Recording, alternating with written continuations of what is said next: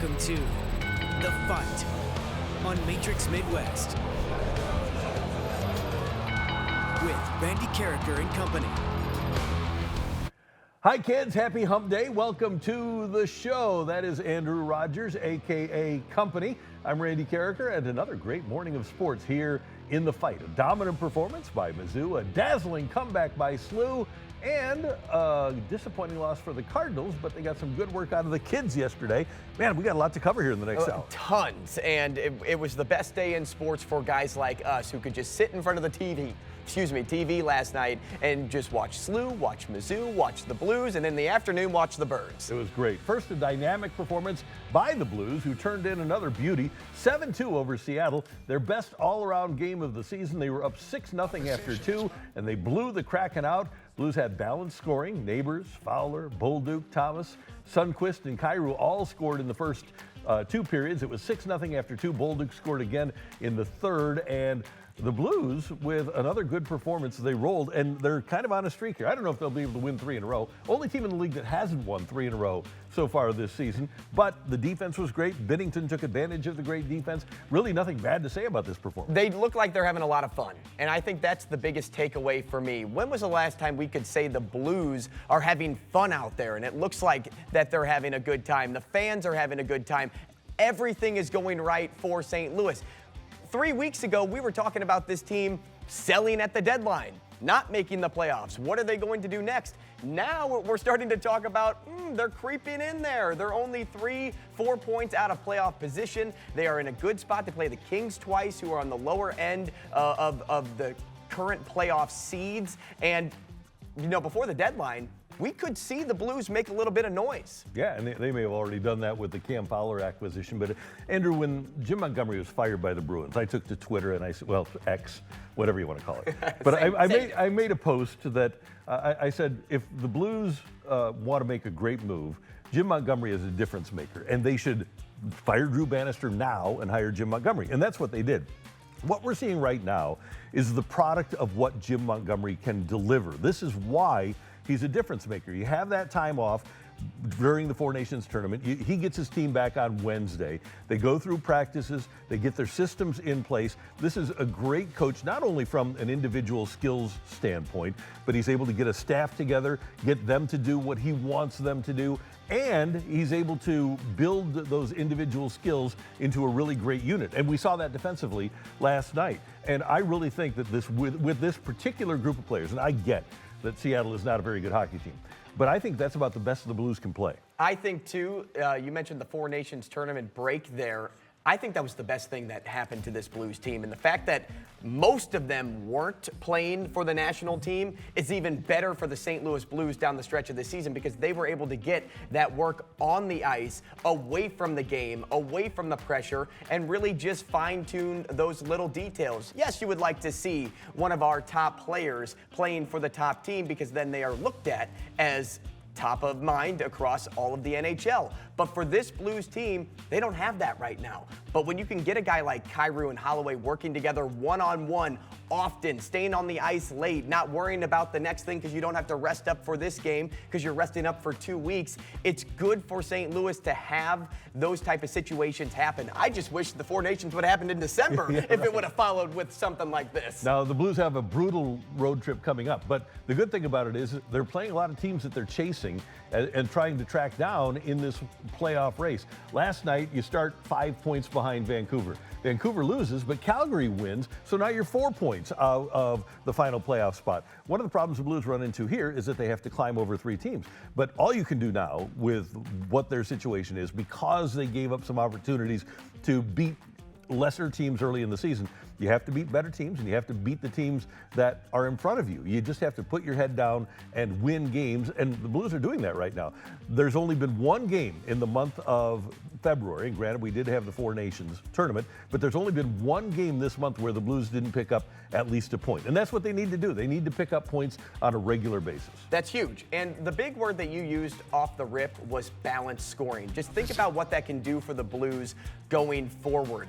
The best teams in hockey, the ones that win Stanley Cup championships, have depth scoring, that third and fourth line scoring. And we saw a lot of that last night with Sundqvist and Bolduc. When the Penguins won the Stanley Cup in like 16, 17. They got that from Rust and Bonino. When the Tampa Bay Lightning got it in 2020-21, they got it from Gaudreau. They got it from Coleman. They had Blake Coleman at the time. These are teams that go the distance because they have that depth. And the Blues are showing that right now here in the month of February. Yeah, the young players are absolutely getting better. That's a great comp. The Blues travel to the nation's capital tomorrow night to take on the Capitals. Puck drop at 6 p.m. and hopefully the Blues will be able to pick up a few more points against a very good Washington team in 24-25.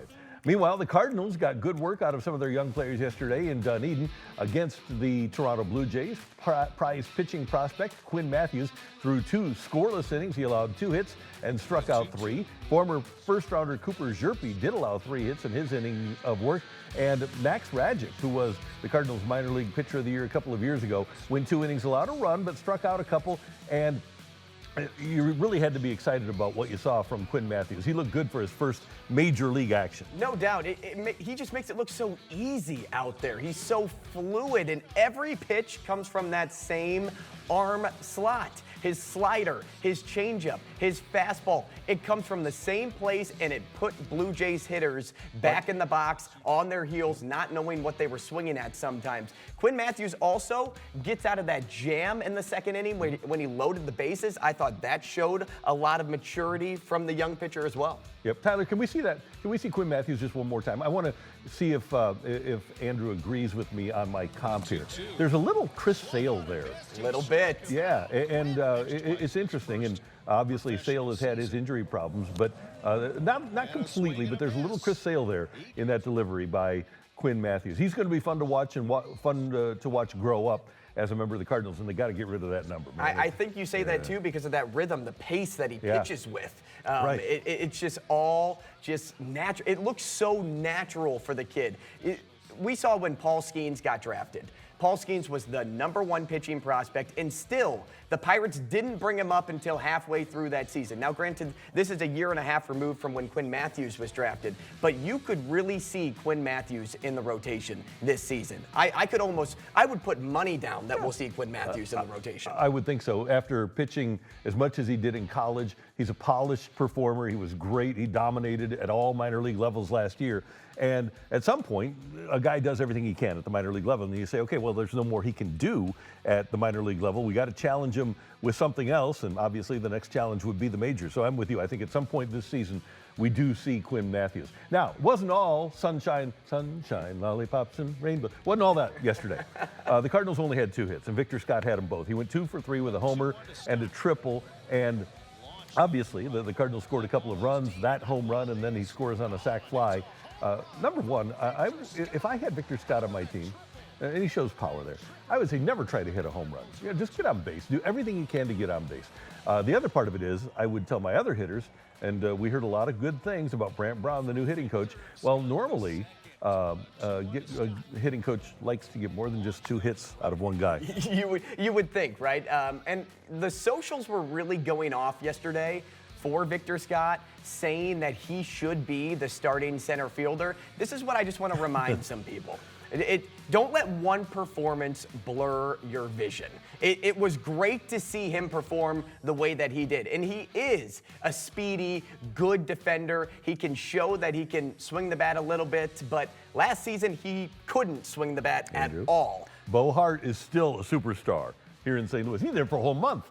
So, yeah, no, it's that game. I might as well start preparing his plaque in Cooperstown because he did have a homer and a triple. So that's true. Yeah, we can't forget about that. Yeah, he's a stud. Cardinals play the Jonkeys today down in Tampa. That should be fun at George Steinbrenner Field. And by the way, that's going to be the regular season home of the Tampa Bay Rays. Kids, later in the show, you can help us build a parlay. Now, we need your help on the program here. It's interactive, and we want you to be a part of it.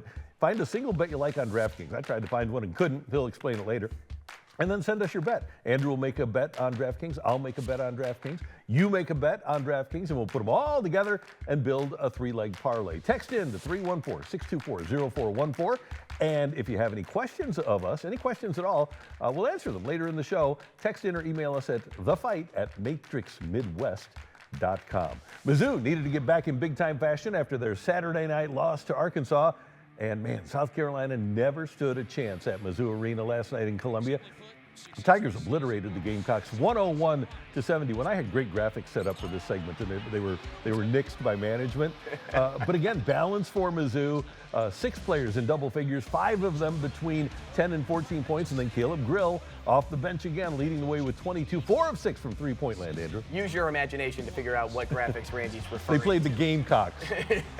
Caleb Grill indeed was the star again. I don't know about you, Randy, and I know this is great praise, but Caleb Grill may be one of, if not the best player in college basketball. Wow. And it's no, because, Cooper Flag exists. Yeah, I get that. But Caleb Grill, for everything that he's gone through in his career, the spots that he's been, everybody just kept looking past him.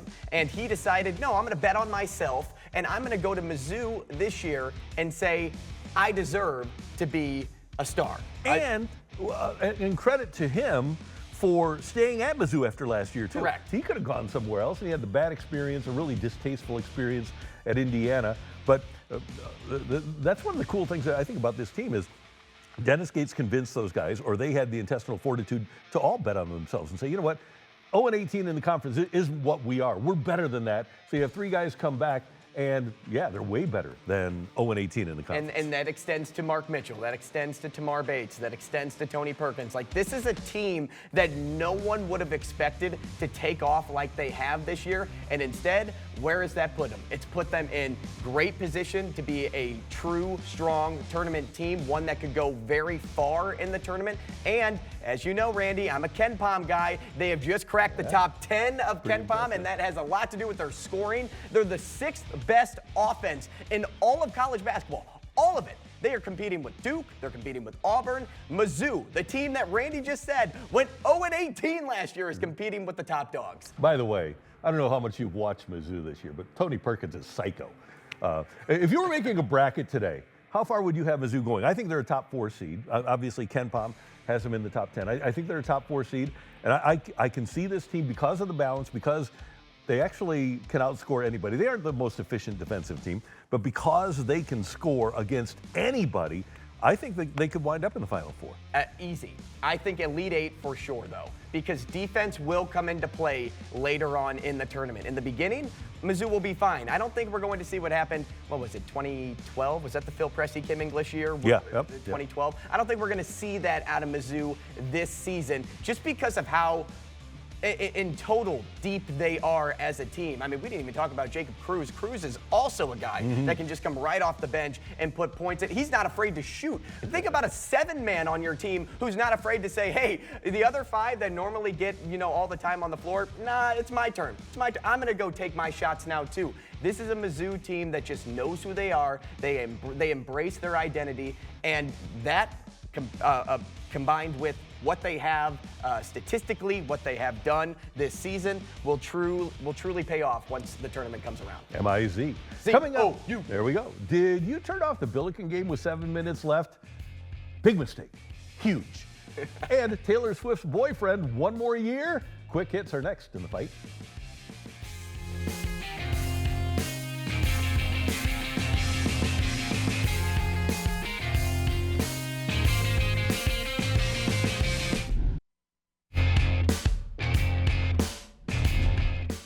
SLU had their biggest win of the brief Josh Schertz era. They were down by 10 at halftime, came back to tie it at 33, but then fell back behind by 13, 51-38 with 6.5 minutes left. Robbie Avila led a 19-5 closing run with 7 points in the last 6 minutes, including the winning layup with 4 seconds left to give St. Louis U a 57-56 win at Davidson. I got to tell you, I had given up on St. Louis University. I just had.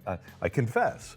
But I'm very impressed, and I won't do it anymore. I'll do my penance too, Randy. I'm hiding behind the helmet. I don't want anyone to know that I was one of them too. No, this SLU team though showed what clutch performance can do for a late postseason run for the Billikens. Now, Isaiah Swope was awesome, and the SLU Billikens have 3 top players that score any given night: Jimerson, Avila, and Swope. But I created a new word for Avila, and I want to know if you like it. No. Acrobaticism. Oh, yeah, this is a good one. Acrobatic and athleticism. That's what I saw in that final shot. And by the way, we talked yesterday about Amari McCautry. Maybe it was on Monday that we talked about McCautry. The freshman, again, down the stretch for St. Louis University, came up big, along with Jimerson. Swope had a big three-pointer there. But the key to this team, and he's really one of the best players in the country, don't miss out on having Kareem Abdul-Jabbar, having Steph Blurry on your team, because he's really a good basketball player. And we look at the goggles and we think of the nicknames, but he's a stud, and he led the way for that comeback. They don't win that game if he doesn't take over in the last 6 minutes. They don't win either if we don't talk about defense. They held Davidson to 5 points down the stretch. Yeah, 5 points in the last 6 minutes. Pretty impressive. Good win for St. Louis U. They need that double bye because of their lack of depth. They need the double bye in the A10 tournament. Hey, if you attend any Battlehawks games this year, you better. Get ready for more rules changes. The head coach's challenge will be expanded this year. And the extension of the head coach's challenge, Andrew, will mean that each head coach will earn a second challenge if his first is successful. But here's what I like. The head coach can challenge any officiating decision as long as the team has a timeout remaining. Anything, whether it's a pass interference or whether it's a hold, you can challenge anything. And I love that call. That's what it should be. That's absolutely what it should be. The head coach should have priority over whatever decision an official makes, as little as a penalty, all the way up to, hey, I think he got into the end zone. And no more onside kicks, and I know you like this one. The league has eliminated the option, and now the kickoff team will be able to retain possession, not by trying to collect an onside kick, but you get the ball 4th and 12 from your own 28-yard line. If you convert, you keep the football. I love the UFL for doing this, and I also wish the NFL would do it too. Just think about how much better the game is when you put the ball in your best player's hands with under 30 seconds to go, under 2 minutes to go, and they have to convert a 4th and 12 versus your kicker just getting lucky, your special teams unit just getting lucky. Now, do you like, I like this, and they kick this around in the NFL, and they're adjusting the kickoff rules again. Why not just get rid of the kickoff and have teams start at their own 25 after the other team scores? Yeah, the kickoff's kind of gone now. Now, they made it a little bit better by adapting to a new kickoff rule so that we could see more returns, but I'm with you. Just start with the 20. All right. Cardinals yesterday down in Florida had Pedro Pajes get a challenge right. The ABS system seems to be working, but Max Scherzer had a challenge, and it was way wrong. So what do you think happens now with a guy like Scherzer? Well, I think not just Scherzer, but with other pitchers, you're going to really question or hesitate whether you want to make a challenge call or not. Now, granted, we're not going to see this bleed into the season, but at least in spring training, we're going to see this more and more. So later on in a count, let's say the count goes deep, Randy, 3-2, you're fouling off some pitches, and then that last one's close. You may be like, I don't know if I want to do it again. I don't know if I want to question this, because then we're out for good. One of the things, and Greg Amsinger did a minor league game a couple of years ago with the ABS system, and the manager said the pitchers are so emotional, we don't let the pitchers challenge. Can you imagine? How can Max Scherzer not think that every pitch he throws is a strike? So if I'm John Schneider, if I'm the manager of the Blue Jays, I say, I love you, Max, but we don't allow the pitchers to challenge. We'll allow the catchers to challenge. We'll allow the hitters to challenge. I don't think the managers can even challenge in this situation. But I would not let my pitchers challenge, because I think they're just too emotional and they're too confident in their own abilities. They think every pitch they throw is a strike. And Kirk doesn't want to stand up to Scherzer. Nobody wants to stand up to Scherzer. I'd be afraid to stand up to Max Scherzer. So I'm like, all right, man, you go ahead and do it. But this one was way low. Yeah, and I love the overall system. I think there's got to be a couple of tweaks, but not many. I'd love to see it in Major League Baseball in 2025. And if nothing else, it makes every team have to have a great big screen, which is really important now. This is great news. Chiefs general manager Brett Veach said yesterday at the Combine that tight end Travis Kelce is, quote, fired up about entering the final year of his contract and playing in 2025. Are you fired up? I am. I think Travis Kelce is good for, as you can hear, his girlfriend in my ear, or at least on your screen. She's in my ear right now. She doesn't live in my head by any means. But this won't be a cruel summer for Kansas City fans. There won't be any bad blood between Travis Kelce and the Chiefs. This was in their wildest dreams to make happen again. That's 1, 2, 3 songs from T Swizzle. There's our guy. Now, Travis according to Veach, is excited and fired up. He said, quote, "We left it as he'd be back and we're excited to get him back and get him going." Coach Andy Reid, less definitive, saying that Kelsey is still thinking about it. Kelsey said that on his own podcast a couple of weeks ago. He said, everybody wants to know. He said, I'm going to give myself some time to think about it. He has, I think, until March 14th. The Chiefs had said that they'll give him some time. So hopefully he is back, and hopefully after that Super Bowl loss, as it says on the bottom of the screen there, he's able to shake it off.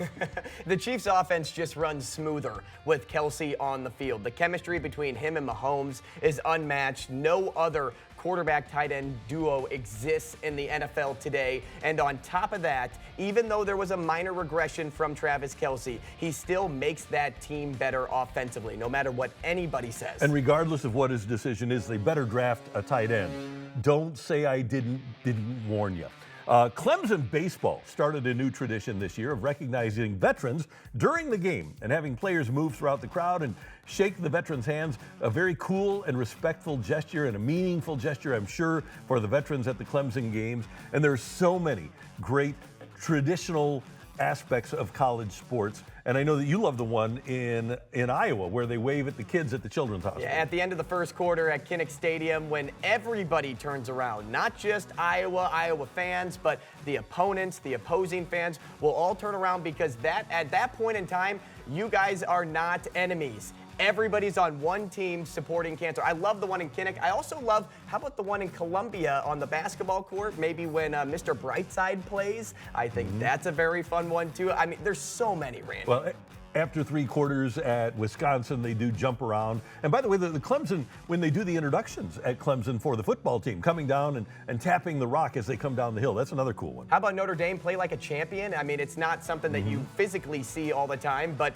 you see it as a player or a team personnel member coming out of the tunnel. I think Notre Dame does it well. Texas A&M's ball chant, I love that for college baseball. Yep. And one of the things, by the way, that we've heard is that they're going to change that sign at Notre Dame for the 2025 season, and it's going to say "Play like Ohio State" today. Oh, gosh, no. Don't do it to him, Randy. Don't do it! That just happened.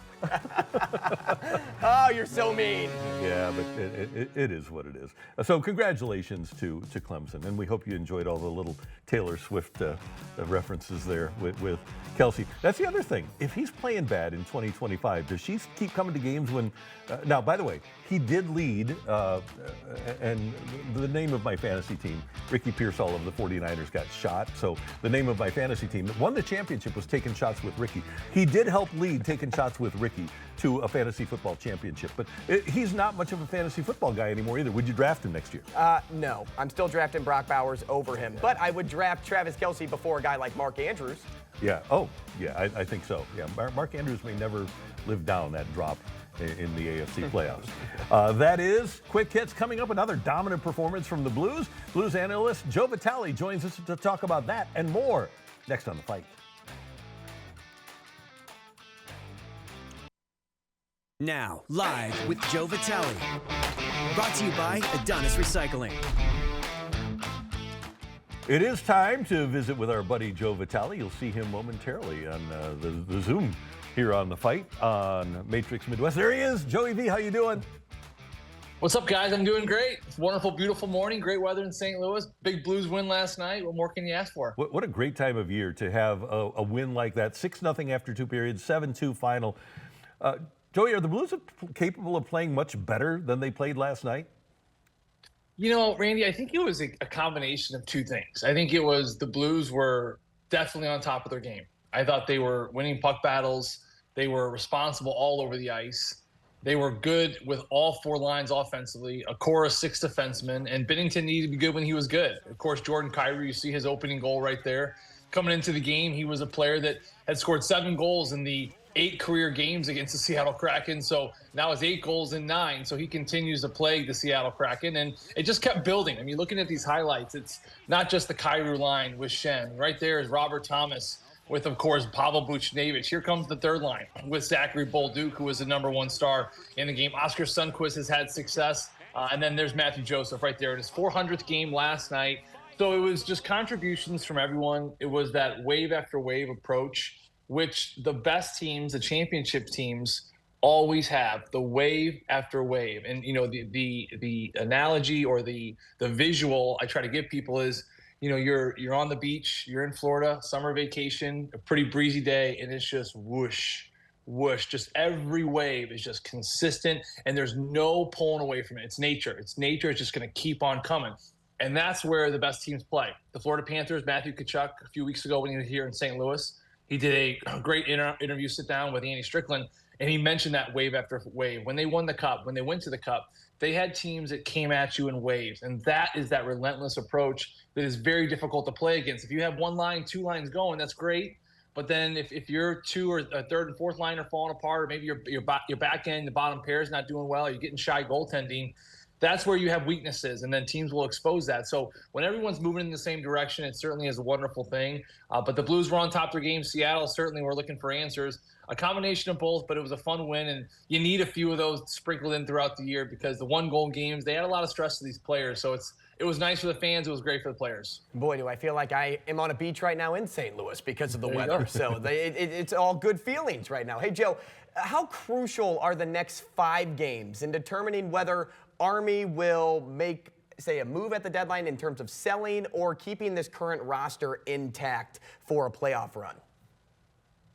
Yeah, it's a great question. I think that Army's already decided what he's going to do. I don't know if – well, I mean, listen, I guess if you go on a 5-game run, maybe you win the next 5, I definitely think that maybe puts it a little bit in perspective.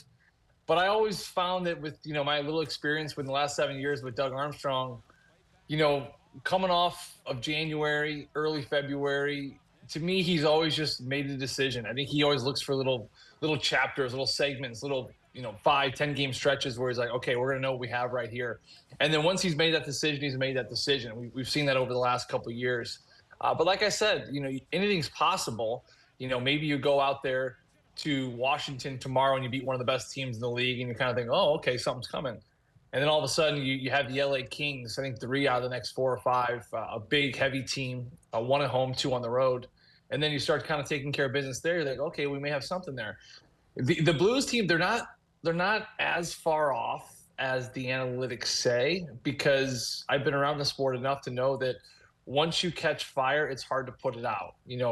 Obviously, Randy, you remember back in 2009 when Chris Mason went on that historic run. I want to say they went 25-7-4 in that final little stretch there. And of course, they get in by 1 point. Now they lost in the first round, but you can see what a hot goaltender can do. It's the most important position right now at this time of the year. And with Jordan Binnington, allows the 2 goals last night, only allowed the 1 versus the Avalanche. And these are the first 2 games coming back from that 4 Nations break. So I asked him a couple days ago, and I said, hey, is there any way for this team to grab some momentum from that 4 Nations? Can you take this team on a run? He said, that's the plan. He talked to Colton Parayko about it, and they're both feeling good. They've been around the greatest players in the world. That they are looking to certainly grab this team and pull it in the right direction. So, to answer your question, I guess it's back and forth. I think he's kind of made a lot of the decisions he wants to do. But, if you're the St. Louis Blues, I've been in those locker rooms before. If you're Braden Shen, you're leading the troops into battle, and you're saying, let's make this a very difficult decision for our general manager, and let's go out there and keep winning games. Joey, I thought it was interesting. You talked about that run. I thought during that run that Mason was a brick wall. Absolutely, he was, and I think that Jordan Binnington. Get it, Brick Mason. I see what you said. I missed there. it Okay, too. like, Oh my god, that went right over my head. I was trying to think where is Randy going with that? And you kind of pause, and I'm like, a little bit slow this morning. I just had my water. I haven't had my coffee yet, Randy. Okay, well, Joey, then I'm going to, because we're a lighthearted show generally, but this is serious. We've got some serious business. It's so serious that I Googled this, okay? I found out through the Google machine that dark chocolate is considered a superfood. I found out that coconut is considered a superfood. I found out that almonds are considered a superfood. Are coconut dark chocolate covered almonds the ultimate superfood? Well, I didn't think about it till now, but yeah, why wouldn't it? I mean, put 3 together, it's the perfect storm. And yeah, it's funny with the chocolate one, we are always eating dark chocolate around this house. I don't know what scientist came up with that idea that dark chocolate is good, but I guess that cacao is natural, so it definitely does help. Apparently, milk chocolate's not as good, but we've been feeding ourselves the dark chocolate around here. I think it was the same article that also said red wine is got the antioxidants or like these minerals in it that can keep you alive longer. So we keep the red wine flowing in our house with the 5 little ones quite well as well. But yeah, I would say you're having the 5 little ones drink red wine. Yeah, that's what I'm thinking. You know what? Maybe they get into it at some point. I mean, we're never voluntarily or deliberately giving it to them, but you know, with 5 little kids, I don't know what they're doing right now. My wife's out of town, and they're in charge of breakfast and you know whatever. As long as they got 5 breathing bodies, we're good. They do that in France. By the way, I will tell you one time I was having a stent put in, in my heart. This is a true story. And so they only put you under a local anesthetic, and you can watch them put a stent in your body. As I was getting a stent put in, I was speaking to a nurse off to my side about the value of those 2 things, dark chocolate and red wine for the heart. And the nurse at St. Luke's said, yeah, they're good for the heart. So if they're telling you that while you're having a heart procedure done, I think it's got to be true. It has to be true. At the end of the day, I think it mentally and it makes you happy, which probably lowers your stress. And that's certainly with red wine for us in this household at this stage of our game with 5 kids between 3 and 13. It may hurt me in my liver in some ways, but it helps me be happy, Randy. And I like being happy for even a little while. You know, it's like, you're like, well, if you drink now, you're gonna feel bad tomorrow. I was like, I don't care. I want to be happy now because if I'm not happy now, I know I'm not gonna be happy later. We all want you to be happy. I know tomorrow's not gonna be happy. I know I'm gonna wake up tomorrow and be miserable. So I might as well be happy for 1 hour. Allow me to be happy. Red wine. Oh, slow drinker, 1 hour, Joe. Yeah, well, sometimes it turns into 2. There it is. Very good.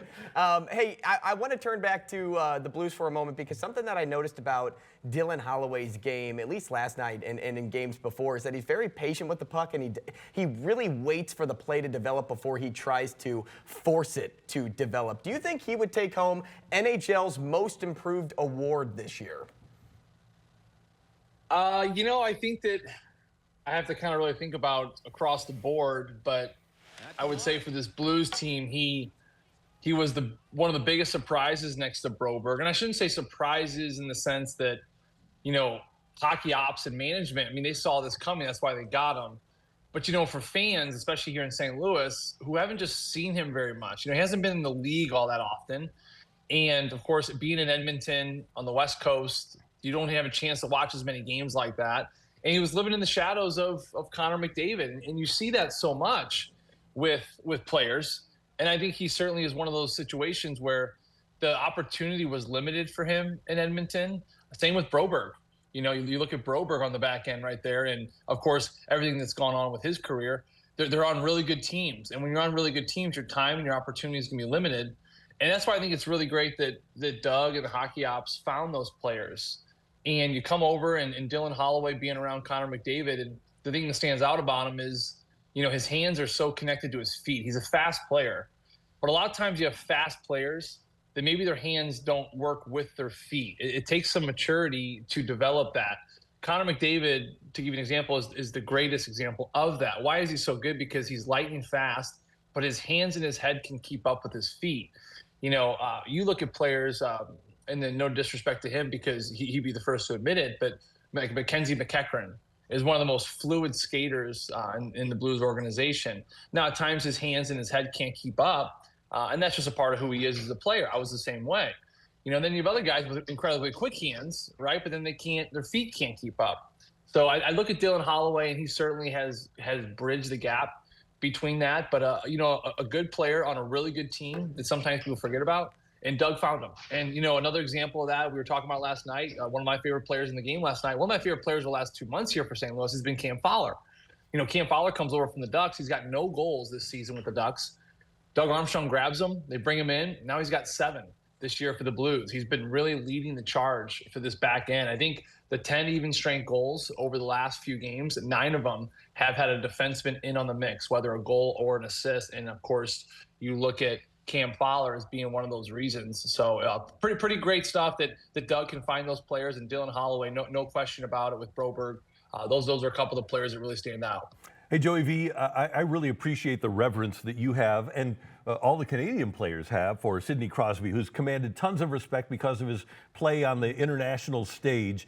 Do you think the performance by Jordan Binnington in the Four Nations and then last year in the World Championships, and of course next year he'll probably be the Canadian goalie for the Olympics, do you think that Binner has commanded now a level of respect among the players that maybe he didn't have before because of those international performances? Yes, I do. I do think that without a question. I think that you go into this Four Nations tournament, and the big question mark was goaltending. They knew they had the best forwards. They knew they had the best defensemen. USA actually was credited with having the deepest goaltending tandem.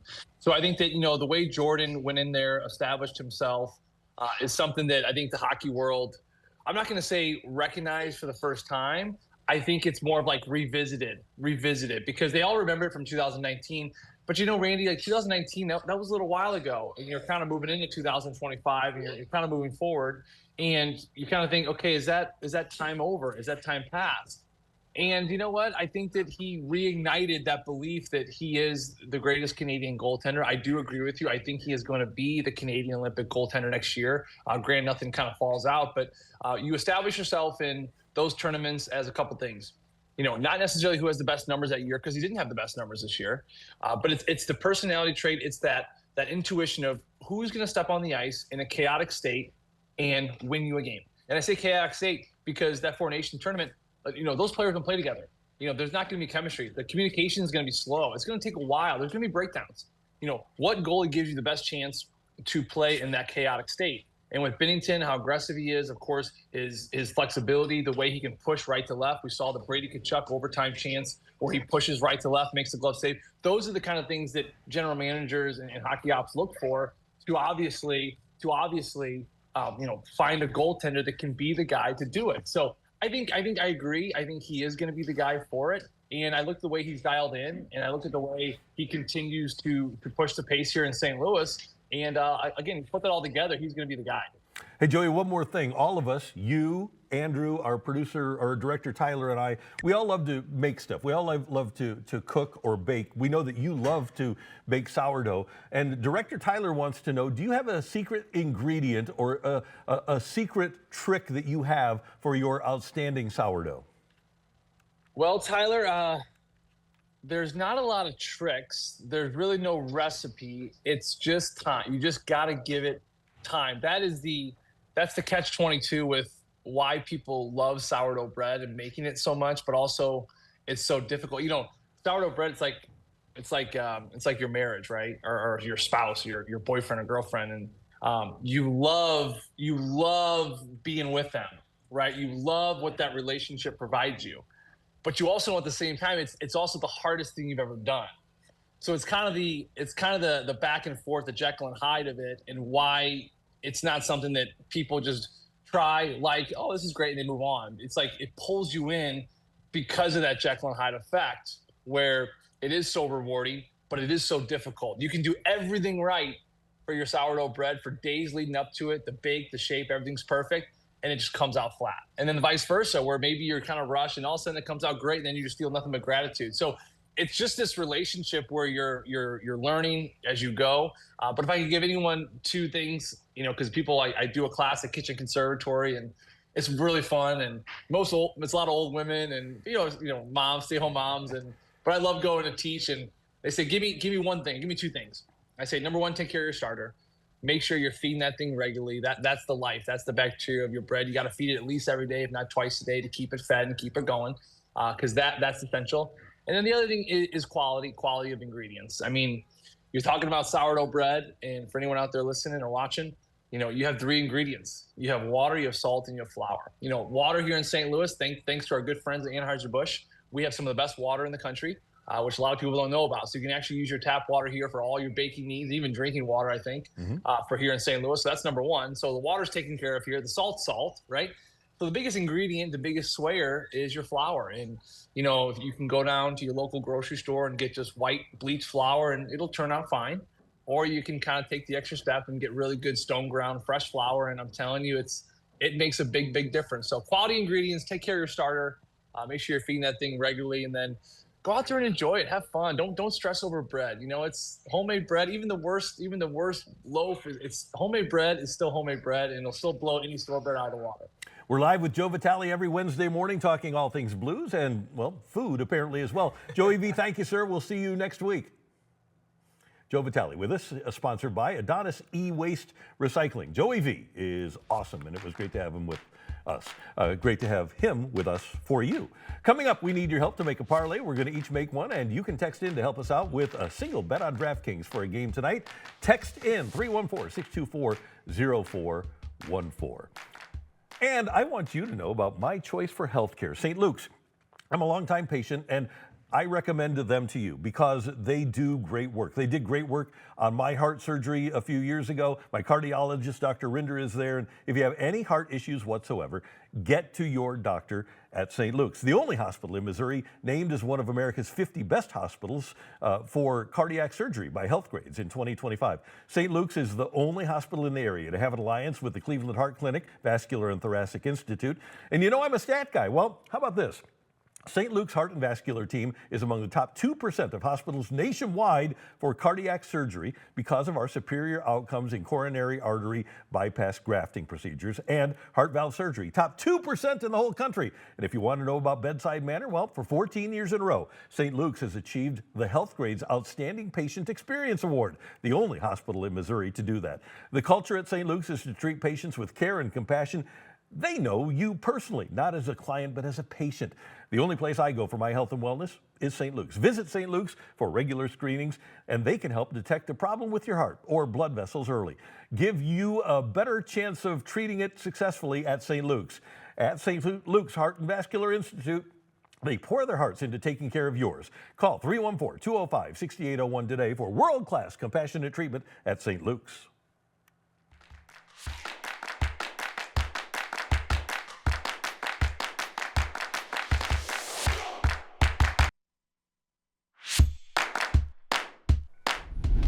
All right, time to build a parlay. I'm going to be an enthusiastic gambler today. Down in spring training, Cardinals play the Yankees with Michael McGreevy on the mound. The Cardinals plus 154 to win that game at George Steinbrenner Field. Boom. I just took the Cardinals to win a spring training game. Oh, no, Randy. I don't know if we can do this to our people out there, our great people that build parlays with us. For me, later on tonight, the Avs played the Devils. McKinnon's been a little quiet since the Four Nations. Give me McKinnon 2+ points at plus 110. He's due to bounce back at home.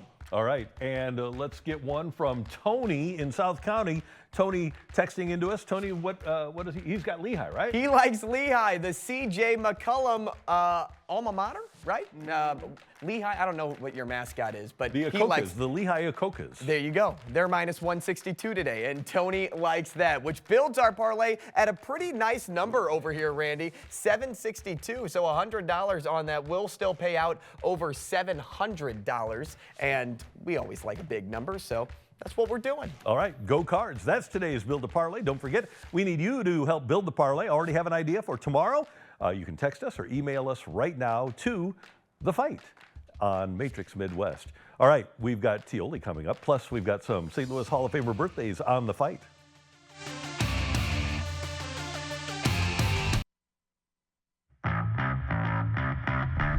All right, here we go with Take It or Leave It. Andrew, since the Cardinals don't appear to be a World Series contender, take it or leave it. You'd like to see the Yankees with Paul Goldschmidt win one for him. I'm going to take it, Randy, and the reason I'm going to take it is for two reasons. One, that means the Dodgers don't win, and that's a good thing.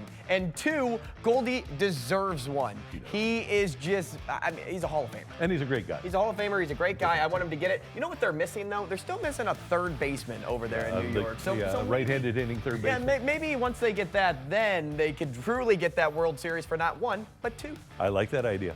All right. My take it or leave it for you is this, Randy. I don't know if you've seen it, but Jeffrey Jan's mound antics. After he strikes guys out in spring training, that's how he celebrates, mid-inning. Take it or leave it. That's good for the game. I am absolutely going to take it. You're trying to appeal to a younger audience that loves the celebration. Yes, Jeffrey Jan, you keep doing what you're doing. I'm going to take it too, and at first I wanted to leave it because I'm like, it's kind of cringy at some points, but then I'm like, wait a second, if I'm going to allow people to stand over somebody and do the flex, then I have to allow this too. Now, it'll be fun to watch somebody pimp a home run off of him and see what happens. All right. Jump split home run. Yep. We also have one from director Tyler. The MLB, Major League Baseball, is catering to its true fan base, old people of America, because they're making the lettering on the back of the jerseys bigger this year. I gotta, take that because I'm older and the small lettering was stupid. And I think terrible. the players hated it. And the players aren't old. So yeah, you gotta appeal to the fan base. The only player that may have liked it is Pete Crow Armstrong because it was so long, it doesn't feel like it's going all the way down here now. But that is way better. Way better. This is I did something there. That's way better though. And so I'm going to take it too with you, Randy. Double check mark for the both of us. There we go. That is Tioli here on The Fight. And it's time for birthdays. And we've got some good ones today. Our buddy, former Cardinal Mark DeRosa, now of MLB Network, turns 50 today. Happy birthday, D-Row. Hall of Famer Grover Pete Alexander, who spent 4 years with the Cardinals. He's a great immaculate grid guy. He was born on this date in 1887. He is no longer with us. Former Blue and Hockey Hall of Famer Joe Mullen is 68 today. What a great goal scorer he was. Grew up in Hell's Kitchen, New York. And after the Blues traded him, continued to have a great career with the Flames and the Penguins. And Joey Mullen, 68. Good friends with Gordon Ramsay, Hell's Kitchen? Yeah, I think so. Former Blues first-rounder Marty Reisner, who did not quite have the career that Joey Mullen did, is 47 today. We had high hopes for Marty Reisner because he was a first-round draft choice. Didn't really work out as well as we'd hoped it would. And football, St. Louis and Ray Agnew III, who played at DeSmet and for the Browns in the NFL. He's 34 today. Happy Finally birthday, a name Ray. I recognize. There you go. His dad, of course, a defensive tackle on the Rams Super Bowl 34 champions. Former Rams linebacker Chris Draft is 49 today. One of the nicest people ever to play for the St. Louis Rams. Good guy, very charitable, and happy birthday to Chris today. And another St. Louis Hall of Famer. Rams Hall of Famer Marshall Faulk is 52, one of the 5 best running backs in league history. Happy birthday, Marshall. Happy birthday indeed. Are you with me? One of the 5 best ever? Easy. Yeah. He did so many things that were just so much better for the game of football. Yep. A couple of notes, anniversaries. Babe Ruth, released by the New York Yankees and signed by the Boston Braves on this date in 1935. We don't have video of what happened. We don't have the press conference that the Yankees held, but he did wind up with the Boston Braves. That's where Babe ended his career. And in 1991, in a 3-1 win over the Blackhawks, Brett Hull scores his 69th goal of the year. That ties him with Mike Bossy and Mario Lemieux for the 10th best goal-scoring season in the history of the National Hockey League. It's good company to be in, and Brett Hull deserves to be there because he's one of the best all time. No doubt. And St. Louis and Pete Weber wins a record 5th U.S. Open Bowling Championship, throwing a strike on his final ball to beat Mike Fagan. Weber surpasses his dad, Dick Weber, who won the tournament 4 times. So happy anniversary, Pete Weber, for your record-setting antics, and that was set on this date. Who do you think you are? I am. That is the best line in bowling history. It is. Okay, a couple of things. You can watch this show every day at 7 a.m. and 6 p.m., always on the KMOV app. Download that baby today. You do have ESPN basketball, Rockets and Spurs on ESPN if you want to see what San Antonio does without Wemby, and late hockey on TNT, Canucks and Kings. Hey, this was a fun show. Fast, though. We're running out of time. We got too much stuff for you. Thanks for tuning in. For Andrew Rogers and our director, Tyler Klaus, I'm Randy Karraker. Have a happy hump day, St. Louis. Hump day.